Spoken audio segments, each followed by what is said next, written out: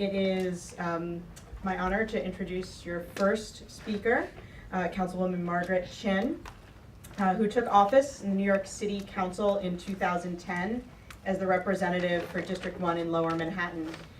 She's the chair of the Council's Committee on Aging and a member of the Committees on Education, Youth Services, Rules, and Transportation.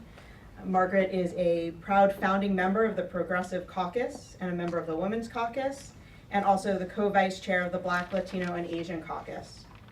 Margaret immigrated to the US with her family from Hong Kong in 1963 when she was 9 years old. She grew up here in New York City in Chinatown and graduated from the Bronx High School of Science and from City College of New York with a degree in education. Margaret has served her community in various ways for 30 years as a teacher, a community activist, and a city official. So please join me in welcoming Councilwoman Chin. Good morning. Good morning. It's so wonderful to see so many young women, and I see a few young men here. It's a pleasure to be here to speak with all of you who are looking to make a difference in the world. Now, seeing all the faces out there, you are New York City. Okay? We have to make sure that message gets out there loud and clear. We are a diverse city with all kinds of different cultural and background. And we are going to make sure that New York City is going to be the best city to embrace everyone, right? And that voice is needed now much louder than ever with the new, you know what, administration coming in. So, when I look at you guys, and I was doing an interview earlier, it just reminded me when I was a teenager, but I don't think I was as active as you guys at all. When I was growing up in New York City, in the early 60s, it was so different. My family and I just got here from Hong Kong, and we really didn't even have a place to live. My grandparents, I really love telling this story. My grandparents actually lived in Philadelphia, but because my grandfather has not seen my mother since she was born, because he came to the United States when he was a teenager. And then he went back to China and got married. Had a daughter, but then he had to come back.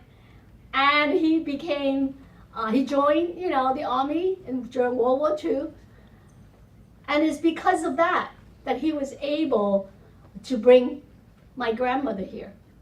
So between my aunt and uncle, there was a whole separation of a whole generation. Like my brothers were older than my aunt and uncle, but that was the history that I did not get to learn in the public school or even in high school. When I was at Bronx Science, I remember not being very vocal. I was in class. I didn't raise my hands a lot. And especially I did not like history class at all. Because they were, talking, especially when they studied world history. What I was learning was how bad the dynasty in China was, the Qing dynasty. And I didn't learn about the history of the Chinese American in this country. There was only one sentence in the history book that said, the Chinese helped build the railroad. That was it. It wasn't until I got to City College that I learned the true history of my ancestor, how we helped not just build the railroad, all the innovation that was created, that they were able to help build that transcontinental railroad and connected this country and really helped build up this country. But then we were excluded. We were the only group that the Congress passed a law in 1882 to exclude Chinese from coming to this country. And it wasn't repealed until much later, after World War II, that Chinese American who joined the army or joined the military was able to become citizens. So that was a history that I learned in college that really activated me. But growing up in New York City, the other good part was growing up among a lot of elders. But growing up with the elders, I remember hearing stories, especially from my aunt, about how unfairly that girls are treated. Imagine this. This was back in China, she was telling me. When they were, giving out bananas, right, to the kids, the boys would each get one. There were 3 girls in the family, and guess what they got? 1/3 of the banana. The banana was divided in 3 parts, and the girl didn't get the whole one, right?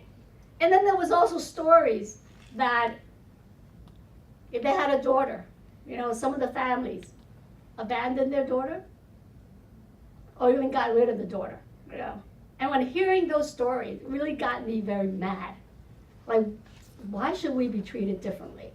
So growing up, I was very, very vocal. Anytime if some of the uncles or people, if they say anything that I didn't like, I would talk back. And I think that helped Bill sort of overcome my shyness and speak my mind. You get to hear a lot of stories, the struggles that they've gone through and how they overcome them.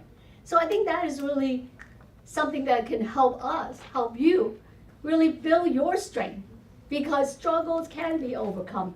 Imagine that, just hearing stories from your grandparents, right? How they have to work long hours, or it wasn't that easy back then, and how they're able to raise their family and the kids have a better future. It's the same thing in my family. My parents worked long hours in the garment factories, in the restaurant, but all their hope was kids have a better future.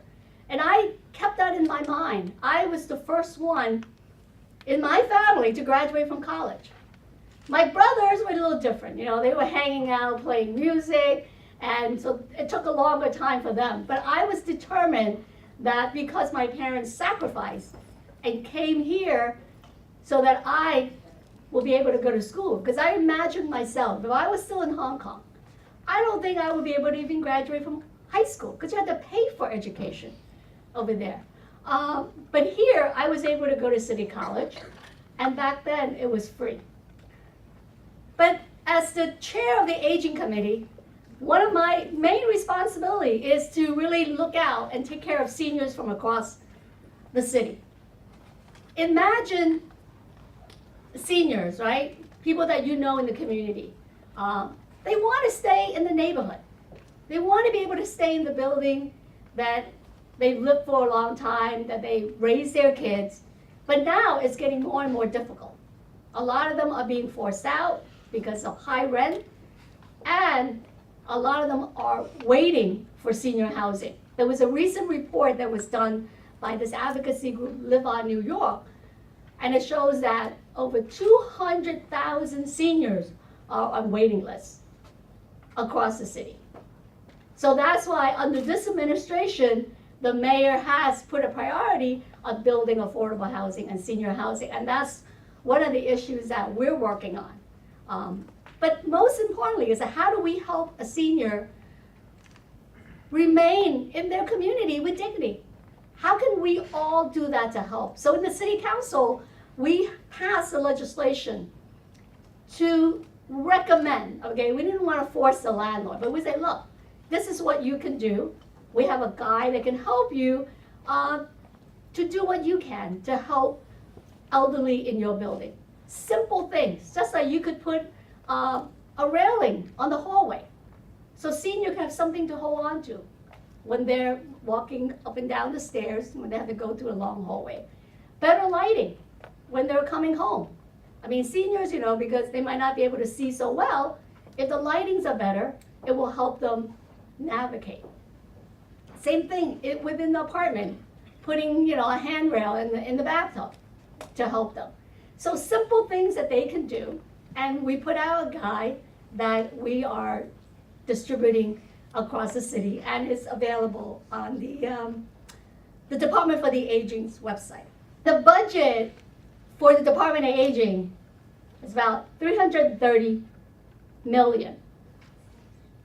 So we do quick math. It's less than 0.5%, right? Not even 1%. Less than 0.5%. And the senior population right now is about close to 15% of the city's population. Is that fair? No, right? So we have declared that for next year's budget, which is fiscal year 18, for the 2017 budget, that we're gonna have it as the year of the senior. Because we're gonna fight to increase that budget. And we started a meeting together with advocates and also with my colleague in the city council. I said, just imagine what you could do with 1% of the city's budget. That's more than double the budget that they have now. I'm sure some of you have experience. Every time you see a senior, right, they can't stop talking to you. Because that's the attention that they crave. They need it. We're human beings. We need that human connection. What you give, that act of kindness, that you go and visit them, that you help them look beautiful, it means so much to them. And by you participating in this program and helping to spread the word and get your friends involved, that's how Rachel was telling me the story, how she started by volunteering and doing something to remember, I think, her grandmother. And also for the seniors, they don't get the respect that they deserve. Because why? You don't see them on TV shows, right? You don't see them TV commercial. You don't see them in movies as being strong, as being wise. But they are. When you are getting involved, guess what? You are helping to end this epidemic of loneliness among our seniors. I wanted to end with this story. Yesterday, I was at a memorial service for Ruth Ullman, who is a senior in Battery Park City. She passed away recently, but she was such an activist in connecting people from the neighborhood. She was a member of our Community Board 1, and she also had all these different groups. She has a group learning Spanish. She has a group book club. She has an exercise group. But the most important thing that I remember when I visited her in the hospital to say thank you and sadly to say goodbye because she was moving to Virginia to be with her family before she passed. In the hospital bed, she was connecting people. She had her iPhone giving out, emails and address and making sure that the program she started continue on. And I'm looking at her. She's like 85 years old. I said, that's a role model. There's still hope, that even when we retire, we can still contribute. So I wanted to congratulate all of you for taking your time, especially on this Saturday, to come and get involved and to create the connection between people and to learn more about that, how one act of kindness can transform a life. And I'm so happy to be part of this Glamour Gal movement, Rachel. And thank you, Rachel, for starting this movement and for inspiring all of us here. And I also want to thank Randy for coordinating this fantastic kickoff event. And I hope all of you will keep in touch, right? Because one of you out there, a lot of you out there could be future council member, future assembly member, governor, mayor, and president, okay? We will get there one day with a woman president. So enjoy your day today. Thank you. Thank you so much. Another round of applause. Okay guys, so before Margaret has to head out, we wanted to take a group picture, which logistically this is going to be one of the hardest things we do today. So Tom, our amazing photographer, is, let me know the direction, Tom. Do you want people to shift all the way to the right, to the left? What do you? Everyone over